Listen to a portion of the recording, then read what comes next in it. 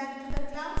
We were discussing about the 4th chapter, Electoral Politics, and I will be concluding the class today by the last step of the election process. So what is the last step of election process?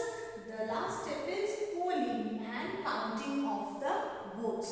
Now in the previous steps we have already studied that how the polling takes place. First, the entire country gets divided into constituencies.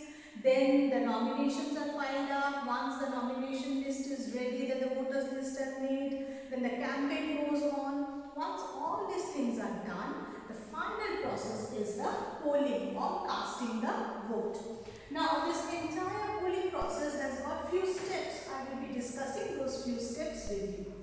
First step is the final stage of election is when the voters cast their vote. So casting your vote, that is the final step of election. Now that day when you go to cast your vote, that day is called the election day. Okay, the day when you are casting your vote, that particular day is known as election day.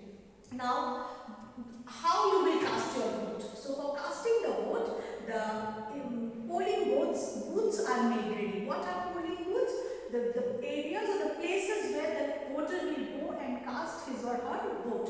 Now, what are these places? The polling booths are usually the local schools or the government offices. Most of the time we have seen that the polling booths are all the schools. And how do you go for the process? The process is when the voter goes inside the polling booth, there are election officials who identify the voter. Now suppose one particular day has been allotted for the election, and that day you know is an election day. Now that day a time is allotted, maybe say 8 o'clock morning till 5 o'clock in the evening. The election process will or the polling will go on. Now when you go to the polling booth, first of all when you enter the polling booth or the school or the office wherever the polling is taking place, the first thing they are going to do, the election officials who are sitting inside, they are going to identify you. Why this identification is required? So that to verify whether you are the genuine voter or not. Now how to identify? First you have to show your voter ID card.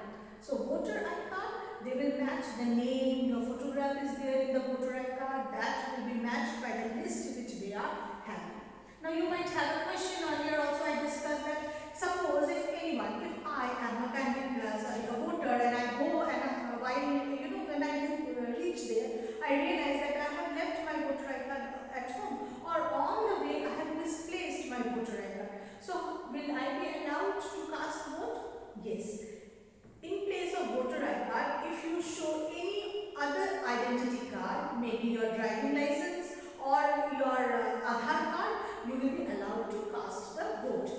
Now when you enter, the identification is over. The second thing the election officials are going to do is they will put a mark on your finger. Okay, and this mark is done with a particular ink which cannot be removed or washed out. So this mark remains for quite a long time, and with the course of time it automatically gets removed. So why the mark is put? So that it is a mark to identify that you have already once casted your vote. So once you have done, second time you are not getting any chance. Now the next process is to ensure that there are fair voting. Suppose there are 12 number of candidates. Each candidate belongs to different political party. So for each candidate there is an agent who is sitting inside this polling booth, and so that whoever is coming, what they are doing, how they are casting vote, it is fairly done or not, these agents they follow it up. Now how do you cast your vote? Nowadays electronic voting machines, EVM machines are there which are used to cast the vote. Now what are these EVM machines? These machines are suppose electronically made, and there is a screen on top of the machine, and suppose in this side the name of the candidates are there, and each candidate belongs to a political party. The symbol of that political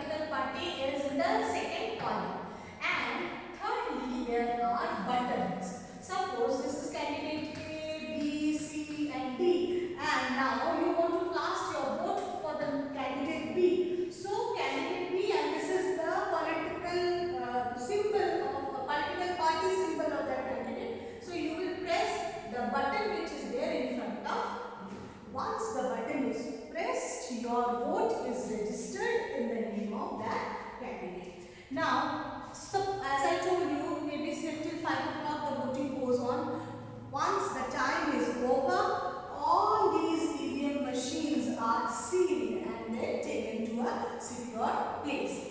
Now, after few days, a fixed date is declared when the counting of these votes will start, and all the EVMs from the different constituencies are opened. Now, say constituency A, constituency B, constituency C. So they all, suppose constituency A has got almost 40 number of EVM machines collected from different polling booths. So they all are kept in one place, and then the voting starts. The counting starts, and when the counting takes place, the agents again, they are again seated inside, and in presence of those agents, the counting takes place. Why? Because the agents ensure that the counting also is done in a fair manner. And after, once the counting is all over, the person who secures the highest number of votes, that person is declared as an elected person. Now, as I was saying that this is what the fair structure of counting the votes of a democratic country. Now, you can ask me that fairly, in spite of processes, the counting and the voting doesn't take place, because we know that there are many incidents where, in spite of having voter ID card, in spite of having that mark on the finger, there are people who are casting the vote in name of other 3-4 times. The EVM machines are looted, opened, and there are manipulation of the votes. In spite of the agents sitting inside the polling booth, many a times we have seen that the polling doesn't take place in a fair manner. Even the counting doesn't take place in a fair manner. There are manipulation in the counting also. So children, keep in mind that you, being an educated person, when you talk about the structure, this is the absolute perfect structure of a democratic country. What is happening means in a practical way, they are not following the democratic democratic rules of casting the vote or the polling system. So this is the entire process of election. So I hope it is now all clear to you. We will be concluding the chapter right now, and I hope, like, if you have got any queries, you can get back to me in the Google Classroom.